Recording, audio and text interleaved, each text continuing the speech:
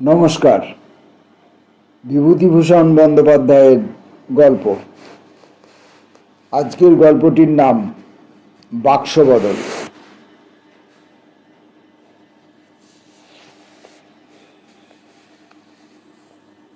প্রতুলের বাবার যা কাণ্ড, তাঁর ব্যস্ততার জন্য সব মাটি। আজ তার রওনা না হলে এমন কিছু ক্ষতি হতো না। সবে স্কুল কলেজ কাল খুলবে, পুজোর ছুটির পরে। সারা ট্রেনে মোটর বাসে লোকে ভর্তি থাকবে। প্রতুলের সে তাড়া নেই। তবে আজই এই ভীষণ ভিড় সহ্য করে জনতার চাপে উদ্বাস্ত হয়ে না গেলে কি চলতো না? হিল স্টেশন 23 মাইল রাস্তা। লোকে মোটঘাট ওঠাচ্ছে বাসের ছাদে। বাক্স, সুটকেস, বিছানা, হইচই, গোলমাল। বেশিরভাগ কলেজের ছাত্র। তারা নর্থ বেঙ্গল এক্সপ্রেসে কলকাতায় যাচ্ছে। প্রতুল যাবে আসাম মেলে বা ডাউন নর্থ বেঙ্গলে। বাস ছাড়ল। প্রতুলের দুপাশে দুটি দোকানদার। তারা তামাকের ব্যবসা করে। সেই বিষয়ে কথাবার্তা বলতে বলতে যাচ্ছে। সামনের বেঞ্চিতে একটি ভদ্রলোক স্ত্রী ও ছেলে মেয়ে নিয়ে বসে আছে। একখানা বেঞ্চি জুড়ে ওরা বসে আছেন। ছেলে মেয়ে 3-4টি। তারা ভীষণ উৎপাত জুড়ে দিয়েছে বাসের মধ্যেই। তাদের দুষ্টুমি ও চেঁচামেচিতে প্রতুলের মাথা ধরে যাবার উপক্রম হয়েছে। প্রতুল যেখানটিতে অতি কষ্টে একটু জায়গা করে নিয়েছে, ছোট ছেলেটা অনবরত সেখানে এসে প্রতুলের কোলের উপর বসে বাইরের দিকে তাকিয়ে থাকতে চাইছে। এতে কষ্ট ও অসুবিধা যথেষ্ট হলেও ভদ্রতার খাতিরে বিরক্তি চেপে যেতে বাধ্য হচ্ছে। যুদ্ধের সবে আরম্ভ। বাসের ওদিকে 3-4টি ভদ্রলোক যুদ্ধ সম্বন্ধে তর্ক বিতর্ক আলোচনায় ব্যস্ত। তাদের কথা শুনে প্রতুলের মনে হলো যুদ্ধ সম্পর্কিত পরিস্থিতি তাদের নখদর্পণে। হিটলার বা চেম্বারলেন অপেক্ষাও তারা জিনিসটা ভালো বোঝেন। কারণ তর্কের মধ্যে উভয় পক্ষে ভুলভ্রান্তি তারা বিশদভাবে বিচার ও বিশ্লেষণ করে পরস্পরকে দেখিয়ে দিচ্ছেন। ড্রাইভারের ঠিক পিছনে বাসের সামনের দিকটাতে গোটাকত রিজার্ভ সিট। দুটি মেয়ে সেখানে বসে। তাদের সঙ্গে একজন প্রৌঢ় ভদ্রলোক, সম্ভবত মেয়ে দুটির অভিভাবক। মেয়ে দুটির মধ্যে একটির বয়স 18-19 বছর, অন্য মেয়েটির বয়স 22-23 হবে। বয়সে ছোট যে মেয়েটি, সে দেখতে বেশ সুন্দরী। অন্যটির রং শ্যামবর্ণ, মুখশ্রীও বেশ ভালো বলা চলে না, তবুও তার সারা দেহে কেমন এক ধরনের লাবণ্য মাখানো। প্রতুল দু একবার অল্পক্ষণের জন্য চেয়ে চেয়ে দেখেছে। মাইল কয়েক পরে বালুরঘাট টাউনে এসে বাস দাঁড়ালো। এখানে একটি মেয়ে উঠল, পুরুষ যাত্রীও অনেকগুলি। একই বাসে নেই জায়গা, তার উপর এতগুলি যাত্রী কোথায় বসে? অনেক নবাগত যাত্রী অগত্যা দাঁড়িয়ে রইল। রিজার্ভ সিটে মেয়েটির জায়গা হয়ে গেল। এরই মধ্যে আবার এক কানা ভিখিরি ভিক্ষে করতে আরম্ভ করেছে। সে উঠল বালুরঘাট থেকে 11.5 মাইল চলে এসে সদরডিহি বলে গ্রামে। রাজকাছারি আছে বলে এখানে বাস 10 মিনিট দাঁড়ায়। সামনের ভদ্রলোকটি ছোট ছেলেটির হাতে একটি পয়সা দিয়ে বললেন, দে, যা ভিখিরির হাতে দে। ছেলেটি এগিয়ে গিয়ে বললে, এই নাও ভিখিরি। ভদ্রলোক ধমক দিয়ে বললেন, ও কি, অমন বলতে নেই, ভিখিরি বলতে নেই, ছে। কানা ভিখিরি পয়সাটা নিয়ে একগাল হেসে ওর দিকে চেয়ে বললেন, পোলাপানের কথা, ওদের এখন জ্ঞান কি হয়েছে বাবু? খোকাবাবুর নাম কি? ও খোকাবাবু। বেজায় ধুলো উড়ে পিছনের দিকে আচ্ছন্ন করে ফেলছে। প্রতুল ভাবছে বাসের ছাদে তার বিছানার পুঁটুলিটার উপর 7 পুরু ধুলো জমে গেল এতক্ষণে।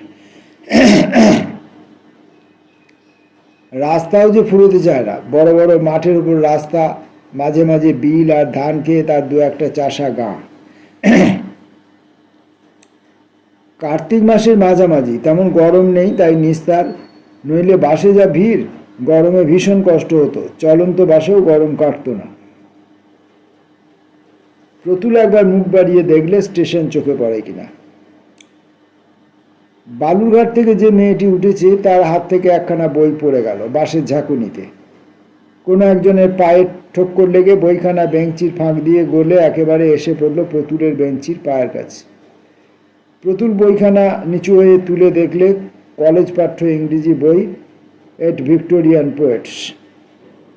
সে ওখানা উঁচু করে তুলে ধরে মেয়েটির দৃষ্টি আকর্ষণ করে বললে, আপনার বইখানা পড়ে গিয়েছে, এই যে। হাতে হাতে বইখানা মেয়েটির হাতে গিয়ে পৌঁছালো। প্রতুল এতক্ষণ ভালো করে লক্ষ্য করেনি। বাসে যে কয়েকটি মেয়ে আছে, সবচেয়ে এই মেয়েটি সুন্দরী। গায়ের রং ধবধবে ফর্সা, বয়স 20 বেশি নয়, এখনো বিয়ে হয়নি। কলেজের ছাত্রী তা দেখেই বোঝা যায়। কোন কলেজে পড়ে, মেয়েটির নাম কি? বালুরঘাটের কার মেয়ে? হিলি হিলি। বড় বড় টিনের চালা ও শিরিষ গাছের সারি দেখা গিয়েছে। হিলির বাজার, স্টেশনের সিগন্যাল দেখা যাচ্ছে। ওরে নে, জুতো পরে নে সব, হিলি এসেছে। হাগা, সে পানের কৌটোটা কোথায়? দেখো দেখো, বেঞ্চির তলায় পড়ে গিয়েছে। বসো না চুপ করে, গাড়ি দেখবে তো, স্টেশন আসুক। কটা জিনিস গুনে নাও, 1 2 3 4। গাড়ির ছাদে আছে 1 2 3। আসাম মেলের ডাউন দিয়েছে। হুড়মুড় করে যাত্রীরা সব নামতে আরম্ভ করেছে। বাসের ছাদ থেকে কন্ডাক্টর মাল নামিয়ে কুলিদের মাথায় চাপাচ্ছে। গোলমাল সেখানটাতে যেমন, ভিড়ও তেমনই। আরে ওই লাল সুটকেসটা, ওই যে গামছা বাঁধা, দাও নামিয়ে। সামাল সামাল, এই ভালো করে ধরো, কাচের জিনিস আছে ভেতরে। ওটা না ওটা না, ওই টিনেরটা, লেখা আছে RCD। হ্যাঁ ওইটে। আসাম মেল এসে দাঁড়ালো। যাত্রীর দল মোটগার্ড নিয়ে ঊর্ধ্বশ্বাসে ছুটছে। প্রতুলের মোটে একটা টিনের সুটকেস আর একটা বিছানা, তত ভারীও নয়। নিজেই সেটা হাতে করে ছুটল টিকিট ঘরের দিকে। কুলির হাতে দিলেই এখনই আবার 4টে পয়সা। আসাম মেলে তত ভিড় ছিল না, কিন্তু পার্বতীপুর থেকে যে শিলং মেল ছাড়ল, সেটা আসছে লখনৌ বা কানপুর থেকে। হিন্দুস্তানি যাত্রীরা আসামের দিকে চলেছে শীতকালের প্রথমে বিভিন্ন চা বাগানে কাজ করতে। তাদের ভিড়ে দাঁড়াবার জায়গা নেই ট্রেনে। রঙ্গিয়া জংশনে ভোরবেলা ট্রেন পৌঁছলো। এখান থেকে 16 মাইল দূরে ভাটিখালি চা বাগান। প্রতুল ডাক্তারি করে, বছরখানেক এই চাকরিটাতে ঢুকেছে। ফ্রি কোয়ার্টার দিয়েছে, চা বাগান থেকে জিনিসপত্র সস্তা, একরকম চলে যাচ্ছে। রঙ্গিয়ায় নেমে আবার মোটর বাস। বাগানের 2 মাইল তফাৎ দিয়ে রাঙাপাড়া রোড দিয়ে বাস চলে গেল। এইটুকু পথে একজন কুলির মাথায় সুটকেসটা চাপিয়ে বেলা 9:30 আন্দাজ প্রতুল চা বাগানে নিজের কোয়ার্টারে এসে উঠল। বড় নির্জন জায়গা। দূরে অনুচ্চ নীল পাহাড় মেঘের মতো দেখা যায়। একদিকে খুব বড় একটা জলা, নলখাগড়া বনে ঘেরা। হেমন্তের সকালবেলা একটা আর্দ্র অপ্রীতিকর বাষ্প যেন উঠছে জলাটা থেকে। ম্যালেরিয়া ও কালাজ্বরের ডিপো এই চা বাগানগুলো। প্রতুল নিজেও কয়েকবার ম্যালেরিয়ায় পড়েছে এখানে এসে পর্যন্ত।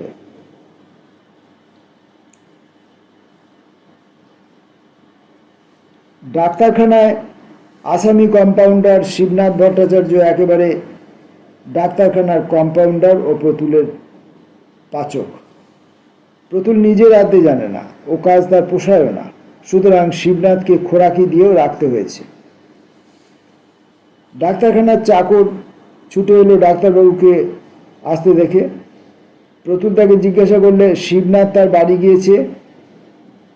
জিজ্ঞেস করে জানলে শিবনাথ তার বাড়ি গিয়েছে 2 দিনের ছুটি নিয়ে, পরশু আসবে। শুধু বাবার তাড়াতাড়িতে আজ আসতে হলো প্রতুলকে, নয়তো পরশু তো সেও আসতো। ডাক্তারখানার চাকরকে বললে, ওরে ভীম, তুই জল তুলে দে আমার নাইবার আর রান্না করবার। যখন কষ্ট পেতে হবে দুদিন, তাড়াতাড়ি যা। কোনো কেস ছিল একদিন? ছিল না। চাবিটা নিয়ে গিয়ে ডাক্তারখানায় ঝাঁট দিয়ে রাখবে। স্নানের পূর্বে সুটকেস খুলতে গিয়ে এসে দেখলে সুটকেসের গায়ে অন্য কি একটা তারা লাগানো। তার চাবি নেই ওর কাছে। আহ, কি বিপদ! এ ঠিক তার বোন কমলার কাজ। সেই কাল আসবার সময় বাক্স গুছিয়ে দিয়েছিল, কিসের তালা কিসে লাগিয়ে বসে আছে। অনেক কষ্ট করে সরু লোহার শিক দিয়ে চার দিতেই তালাটা খুলে গেল। সুটকেসের ডালাটা তুলে নিজের ধুতি গামছা বার করতে গিয়ে কিন্তু সে বিস্ময়ে কাঠ হয়ে দাঁড়িয়ে রইল সুটকেসের ভিতরটাতে চেয়ে। এ কাঠ জিনিস, শাড়ি কিসের? বাক্সের উপরের দিকে থাকে থাকে সাজানো রং বেরঙের শাড়ি, তার নিচে ব্লাউজ গোটা 6-7, সায়া দুটি, এছাড়া পাউডারের কৌটো, ক্রিম, আরও লম্বা ও গোল আকারের ছোট বড় সুদৃশ্য কৌটো, শিশি, সাবানের কেস, লেখার প্যাড, ফাউন্টেন পেনের কালি, একতারা চিঠি, আয়না, চিরুনি, আরও কত কি। সর্বনাশ! কার বাক্স এটা? প্রথমটা তার মনে হলো তার বোন কমলার সুটকেসটা কি ভুলে গোলমাল হয়ে, কিন্তু না, তা নয়। এরকম শৌখিন শাড়ি ও জিনিসপত্র কমলার নেই। তাছাড়া এ তো কোনো জায়গায় যাওয়ার প্রাক্কালে গুছিয়ে নেওয়ার বাক্স। কমলা বাড়ি বসে আছে, তার বাক্স এমন গোছালো থাকবার কথা নয়। হতবুদ্ধি প্রতুল বাক্সের জিনিসগুলো তুলে হাতে নিয়ে দেখতে লাগলো। একটা মখমলের বড় কৌটোর মধ্যে লকেটওয়ালা একটা হার, একটা আংটি, দুটি বড় বড় কানের পাশা, সোনার বড় সেফটিপিন একটা, গাছ কয়েক সরু সোনার চুড়ি, নতুন ওঠা কাচের চুড়িও দুগাছা, খুব বড় বড় ঝকঝকে কাজ বসানো কাজ করা। একটা মানি ব্যাগে 4খানা 10 টাকার নোট, কিছু খুচরো। সম্পূর্ণ মেয়েলি সুটকেস। পুরুষের নামগন্ধ নেই সুটকেসের কোনো জিনিসে বা তার আবহাওয়ায়। প্রতুল 10 হাত মাটির তলায় সেরিয়ে গেল সব ব্যাপারটা বুঝে দেখে। সুটকেস বদল হয়েছে, বেশ বোঝা গেল। কিন্তু কোথায় বদল হলো? ট্রেনে না বালুরঘাট থেকে আসবার মোটর বাসে? মোটর বাসেই হওয়া সম্ভব, কারণ ট্রেনে তার কামরায় কোনো মেয়ে তো ছিল না। পার্বতীপুর থেকে সে ট্রেনের যে কামরায় উঠেছিল তাতে হিন্দুস্তানি ও মারোয়াড়ি যাত্রী বোঝাই ছিল। তাদের মধ্যে এ সুটকেস কারণ নয়, এ বাঙালি মেয়ের সুটকেস। আচ্ছা, মোটর বাসে যদি বদল হয়ে থাকে, তবে কোন মেয়েটির বাক্সের সঙ্গে হওয়া সম্ভব? তা ভেবেই বা কি মীমাংসা হবে? কারণ যে কোনো মেয়ের সুটকেসের সঙ্গেই সম্ভব হতে পারে, যখন সকলের বাক্স ছিল মোটর বাসের ছাদে। আর যাক, সে কথা পরে ভাবা যাবে, তার যথেষ্ট সময় আছে। এখন মুশকিল হয়েছে এই যে, যা পরনে আছে তাছাড়া আর তার দ্বিতীয় ধুতি নেই, গামছা নেই, সাবান নেই, খুর নেই, লুঙ্গি নেই, কিচ্ছু নেই। আর এই বিজন চা বাগান, যা ফরাসি ইকুয়েটোরিয়াল আফ্রিকাও তাই, কিছু মেলে না এখানে। এখান থেকে 7 মাইল দূরে একটি ছোট বাজারে কেঁদের দোকান আছে কাপড়ের, তবে সেখানে বাঙালি ভদ্রলোকের উপযুক্ত জামা কাপড় পাওয়া যাবে না। এখন আপাতত স্নান করে উঠে সে কি পরে? গায়ে দেয় কি? গামছা কোথায়? দাড়ি কামায় কিসে? নাপিত আছে বটে, কিন্তু তার সে কুলি খুঁড়ে প্রতুল কখনো কামাবে না। দাড়ি বেড়ে নারদ মুনির মতো হয়ে গেলেও না। এমন বিপদে সে জীবনে কখনো পড়েনি। এখন সে কি করে? না, উপায় নেই। অনেক ভেবেচিন্তে সে দেখলে এই সুটকেস জারি হোক, এর মধ্যে গামছাখানি আর একখানি শাড়ি আপাতত তাকে ব্যবহার করতেই হবে, নিরুপায়। শাড়ি বার করতে গিয়ে আরও বিপদ। সাদা শাড়ি যা আছে তার সব জরিপার, আর তাঁতের দামি শাড়ি শান্তিপুরি কি ফরাস ডানা। মোটা 8 গোছের শাড়ি যা আছে তার সব রঙিন। দামি শাড়ি আছে একজোড়া। এক্ষুনি একবার অফিসে যেতে হবে, কি পরে যাওয়া যায়?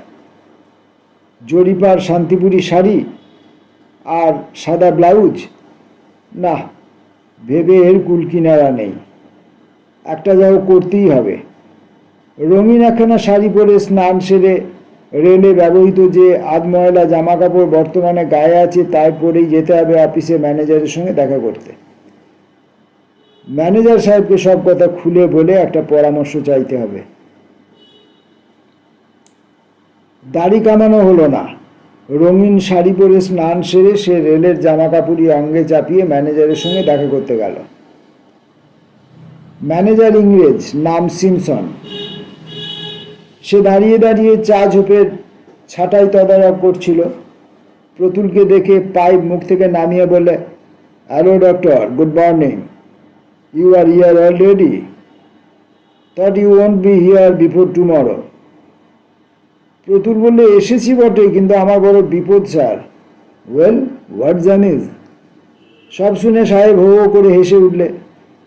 সে doctor, we are a dog after women. What? Say it with the rose. If I were you. না স্যার, হাসি নয়, মুশকিলে পড়েছি।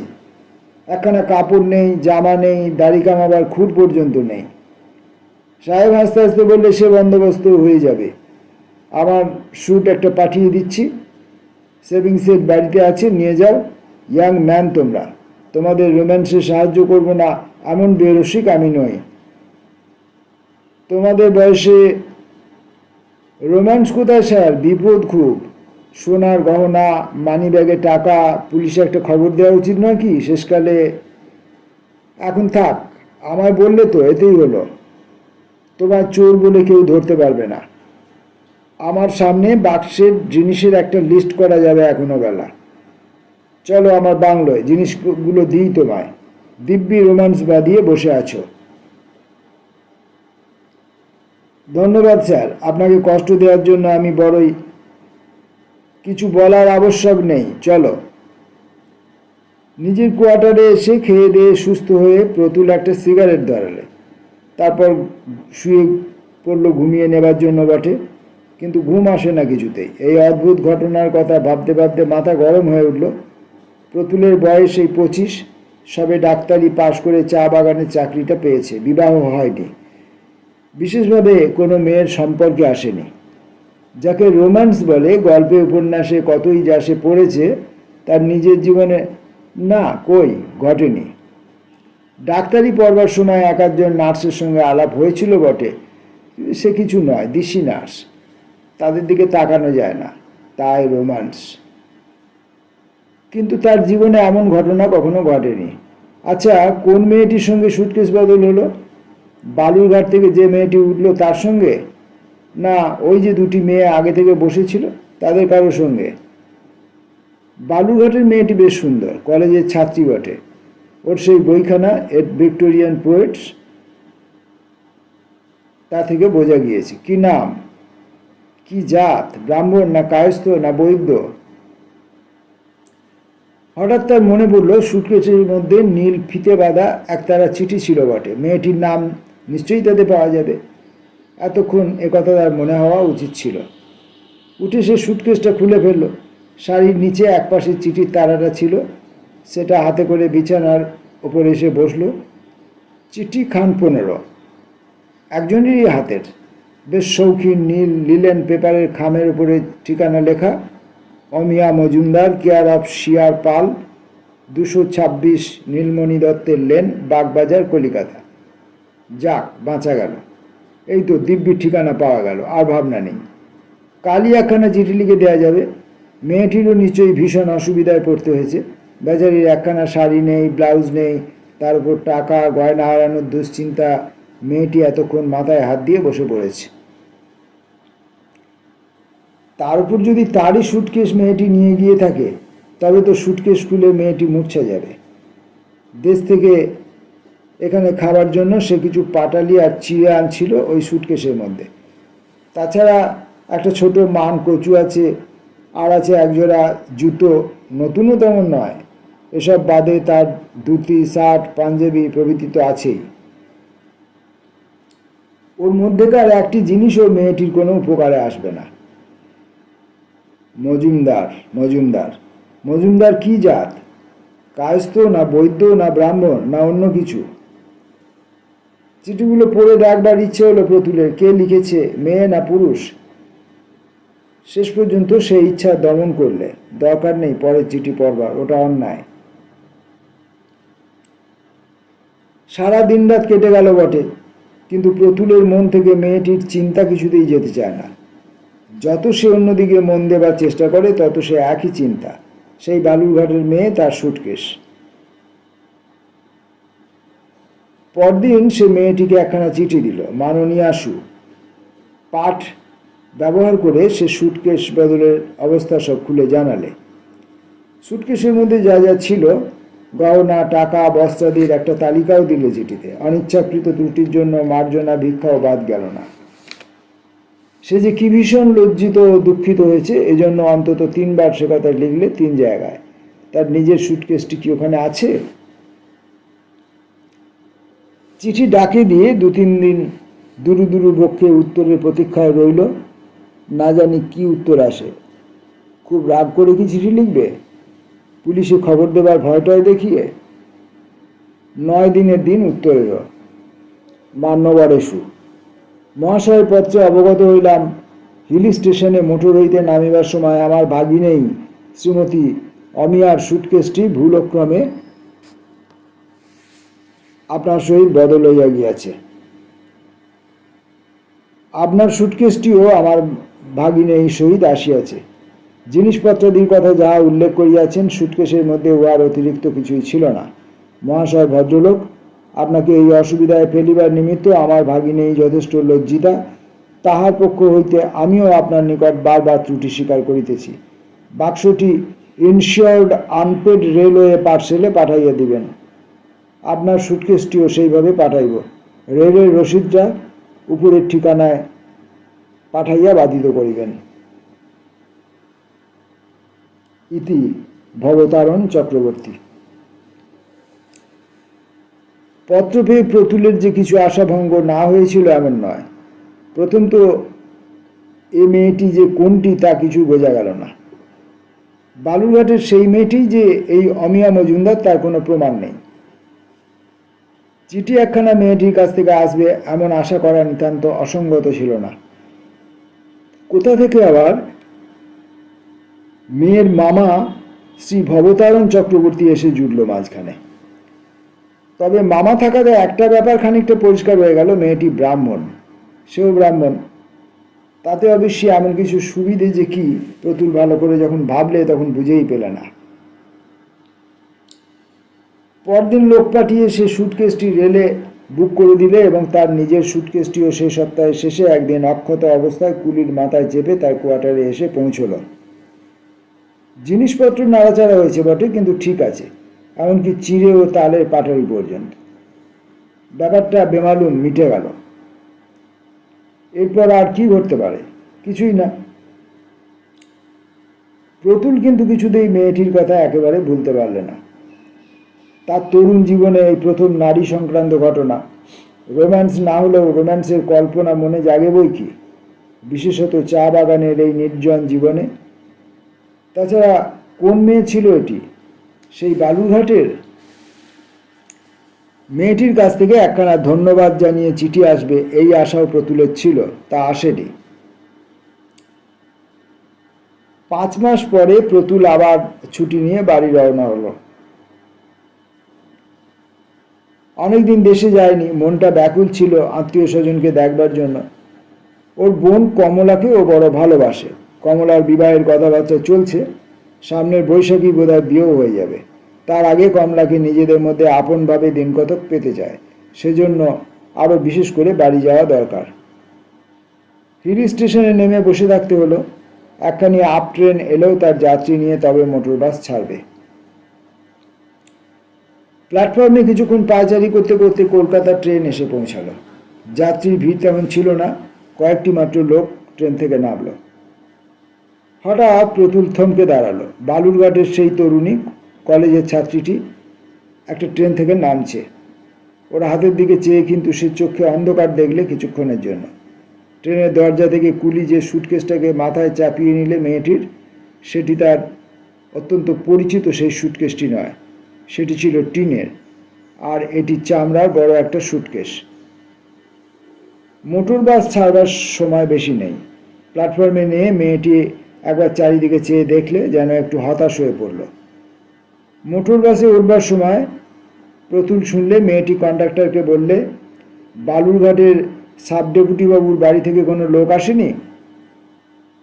কন্ডাক্টর বললে, डेपुटी साहब नहीं माई जी, आप उठिए, हर्ज किया, बालूरघाट में उतर देगा। বাস চলছে।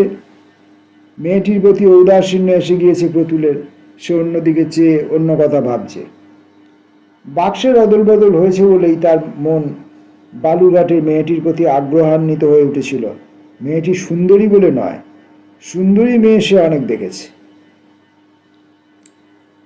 এমন একটা ঘটনা ঘটেছিল যে মেয়ের সম্পর্কে তার প্রতি মন আকৃষ্ট হওয়া খুবই স্বাভাবিক। প্রতুল কেন, সকলেরই হয়। আরও বেশি করে হয় এর ওপরেরও যদি মেয়েটি সুন্দরী পর্যায়ে হয়ে পড়ে। কিন্তু এ যখন সে মেয়ে নয়, প্রতুল ওর সুটকেস দেখেই যখন তা বুঝলে, সেই মুহূর্তে প্রতুলের মন থেকে মেয়েটি একদম মুছে গিয়েছে। যাকে নিয়ে তার মন নেভিতে কত স্বপ্নজাল বুলেছিল একসময় ভাটিখালি চা বাগানের বনানী বেষ্টিত নির্জন বাংলোতে, এ সে মেয়ে নয়। যাত্রীদের ভিড় বেশি নেই, ভদ্রলোকও নেই, সে আর মেয়েটি ছাড়া। ড্রাইভারের ঠিক পেছনে রেলিং দিয়ে অন্য যাত্রীদের বসবার জায়গা থেকে পৃথক করা রিজার্ভ সিটে মেয়েটি বসে আছে। প্রতুল তার দিকে ঠিক পিছনের লম্বালম্বিভাবে পাতা বেঞ্চির প্রথমেই বসেছে, রিজার্ভ সিটের পিতলের গড়াদের ঠেস দিয়ে। একটা ছোট বাজারে এসে দাঁড়ালো। দু একজন যাত্রী ওঠানামা করলো। প্রতুল লক্ষ্য করলে মেয়েটি তার দিকে চেয়ে চেয়ে দেখলে। কি যেন বলবার আছে ওর, কিন্তু বলতে বাধো বাধো ঠেকছে। ভাবটা এরকম, কি বলবার থাকতে পারে মেয়েটির? সে কি এগিয়ে গিয়ে মেয়েটির সঙ্গে কথা কইবে? মোটর বাস ছাড়বার কিছুক্ষণ পূর্বে হঠাৎ মেয়েটি ওর দিকে ফিরে বললে, আপনি কি বালুরঘাট যাবেন? প্রতুল চমকে উঠে বললে, বালুরঘাট? তা না, বালুরঘাট কেন বলুন তো? প্রতুলের উত্তর দেওয়ার ধরন ও অবস্থা থেকে সুন্দরী তরুণীর মুখে হাসির অতি ক্ষীণ অস্পষ্ট রেখা ঈষৎ ফুটে উঠেই মিলিয়ে গেল। সে বললে, দেখুন, আমি বড় মুশকিলে পড়ে গেছি। রাত হয়ে গেল। বালুরঘাটে আমার কাকা গভর্নমেন্ট অফিসার। বাসা থেকে লোক আসবার কথা আছে নর্থ বেঙ্গলের সময়। আমি একটা ট্রেন আগে এসে পড়েছি। কি করে বাসায় যাব? তাছাড়া আপনি যদি আগে নেমে যান তবে গাড়িতে আর দ্বিতীয় ভদ্রলোক নেই। এই অন্ধকার রাত, এ পথে ভয়ও তো আছে জানি। মেয়েটি যেন অসহায়ভাবে ওর মুখের দিকে চাইলে। প্রতুল লাফিয়ে উঠল প্রায়। বললে, কোনো ভয় নেই, আমি আপনাকে পৌঁছে দেব। আমি ওইখানেই যাব, চলুন। মেয়েটি যেন সাহস ও আশ্বাস পেয়ে মনের বল ফিরিয়ে পেল, কিন্তু মুখে বললে, আপনাকে সে বড় কষ্ট দেওয়া হবে। আপনি বালুরঘাট নেমে দয়া করে আমাকে একখানা গাড়িতে তুলে। কিছু না, আপনি সেজন্য কিছু মনে করবেন না। কার বাসায় যাবেন আপনি? আমার কাকা ওখানকার সাব ডেপুটি, সুধাংশু কুমার মজুমদার। প্রতুলের বুকের মধ্যে হঠাৎ যেন সব দুলে উঠল।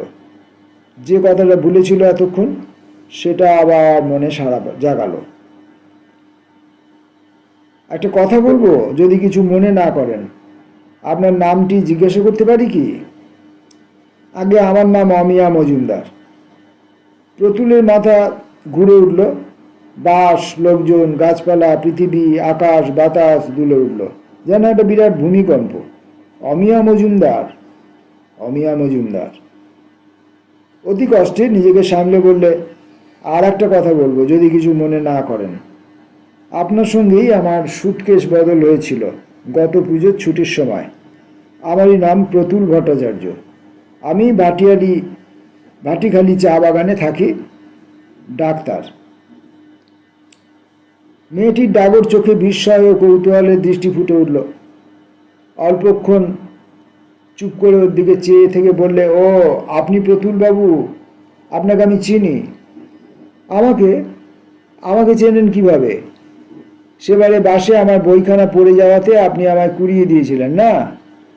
প্রতুল এসে বললে, হ্যাঁ ঠিক বটে, মনে পড়েছে, কিন্তু বাক্স বদলে চেনাটা বড় বেশি রকম করে চেনা নয় কি? ওহ, কি কষ্ট দিয়েছিলাম আপনাকে, মনে থাকবে চিরকাল।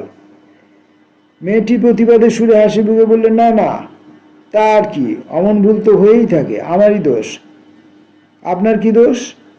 আমার দোষ যত তাড়াতাড়ি হোক নিজের জিনিস দেখে নেওয়া উচিত ছিল। আপনি কোন কলেজে পড়েন? স্কটিশ চার্চে। এবার দেবেন বুঝি বিয়ে? থার্ড ইয়ার শেষ হবে এবার, সামনের বারে দেব। আপনার মামার নাম বুঝি ভবতারণবাবু? মামার বাড়ি থাকেন বুঝি? না, মামার বাড়ি ওটা নয়, মামা একা থাকেন, উনি জ্যোতিষী, কেউ নেই বাসায়, আমি রাধি, মামা আর আমি থাকি। রাত্রি 8:30টার সময় বালুরঘাটে বাস এলো।